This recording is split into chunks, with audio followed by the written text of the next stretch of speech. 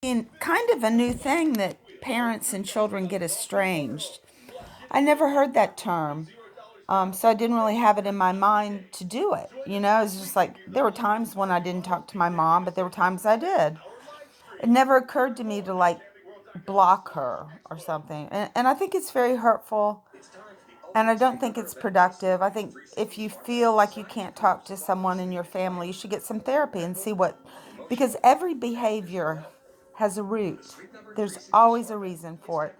And if you can understand where the behavior is coming from, you can change it or you can change your perception on it. But when you estrange people and lock them out, I mean, you're, I know I've read that it's embarrassing. It's like, because people look at you and go, "What'd you do? You must have done something really terrible." And it may or may not be terrible, depending upon the person that hears it. Um, but yeah, no, estrangement, for me personally, I get my day going and I'm fine. I mean, I have a lot in my life. I have a lot of friends, a lot of activities. I have a lot of fun.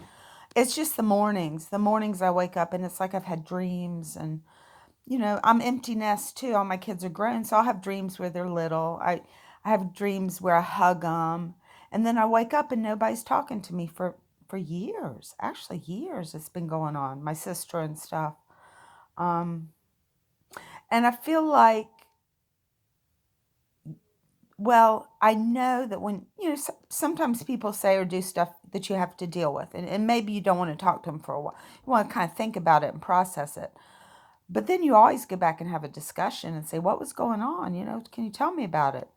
Um, I mean, that's doesn't like Dahmer's. I mean, he's like locking you in a closet and eating you. No, that's probably something. They just probably do need to talk about that. But in general, people sometimes do or don't get along. There's always different ideas and opinions and things like that. And sometimes I know I throw out things that are real and true because I'm an artist and people don't want to hear them. There's no, not me. Yes, you.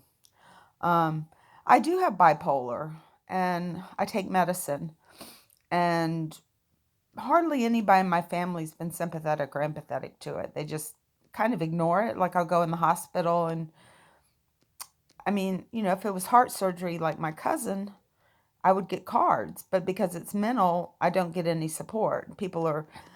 I don't know if they think like the behavior of mania. Well, depression is easier to handle, but mania, you're kind of all over the place saying stuff, but you can't help it. Your brain's going, shh, shh, shh.